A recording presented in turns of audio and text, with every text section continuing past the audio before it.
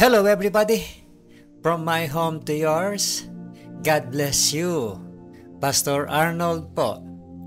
Gusto ko pong ibahagi sa atin ang susi sa pagpapabuti ng iyong mga relasyon. Gusto mo bang malaman ang susi sa mas magandang relasyon sa buhay? Dapat matuto kang maglingkod.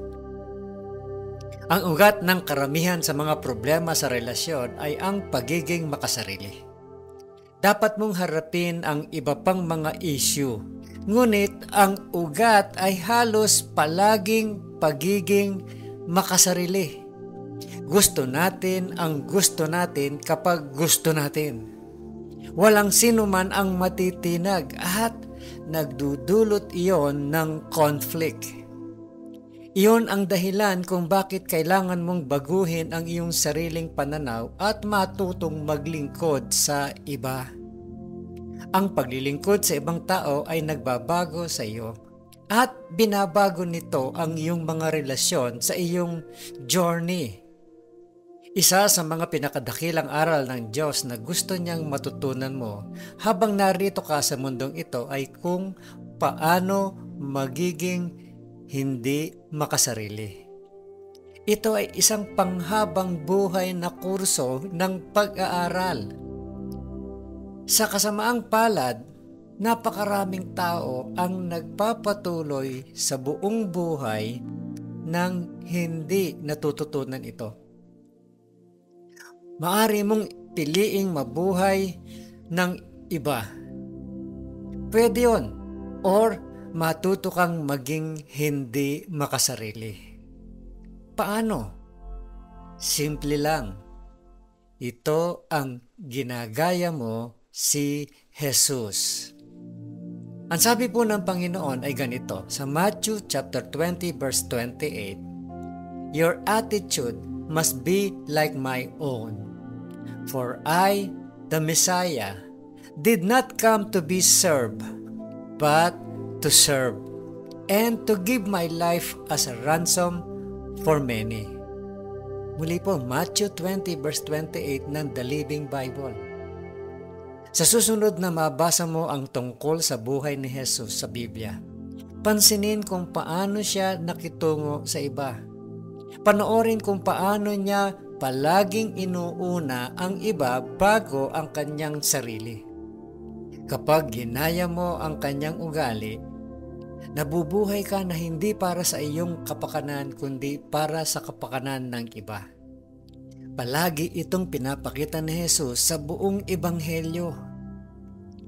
Matutong gawin iyon at mag-i-improve ang iyong mga relasyon. Hindi ka lamang magiging higit na katulad ni Jesus, ngunit mas igagalang at mamahalin ka rin ng iyong mga kaibigan.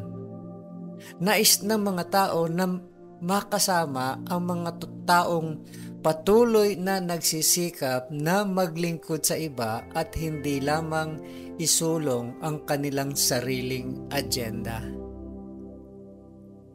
Huwag subukang maging kawili-wili o interesting.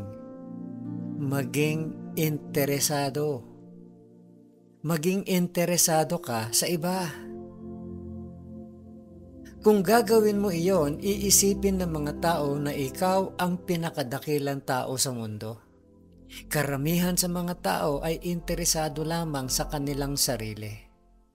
Kapag interesado ka sa kanila, pahahalagahan ka nila. Sinasabi ng Biblia tungkol sa paglilingkod ng hindi makasarili. Sa Romans chapter 14 verse 18, "If you serve Christ with this attitude, you will please God, and others will approve of you too." Ang pagiging hindi makasarili ay magbabago sa iyong mga relasyon. Think about this, my friend. Who in your life serves as a good example of serving unselfishly? Sino sa iyong buhay ang nagsisilbing magandang halimbawa ng paglilingkod ng walang pag-iimbot o hindi makasarili? Meron po ba?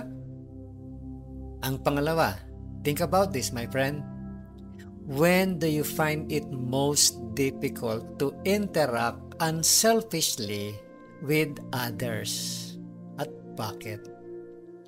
Kailan mahirap para sa iyo ang makipag-ugnayan ng hindi makasarili sa iba?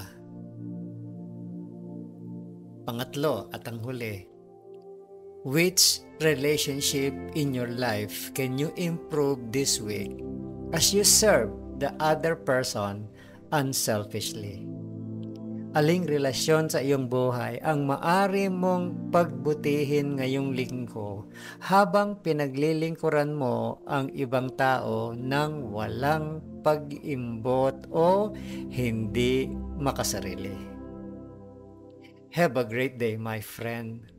Huwag mong kakalimutan kung sino ang gumawa ng araw na ito.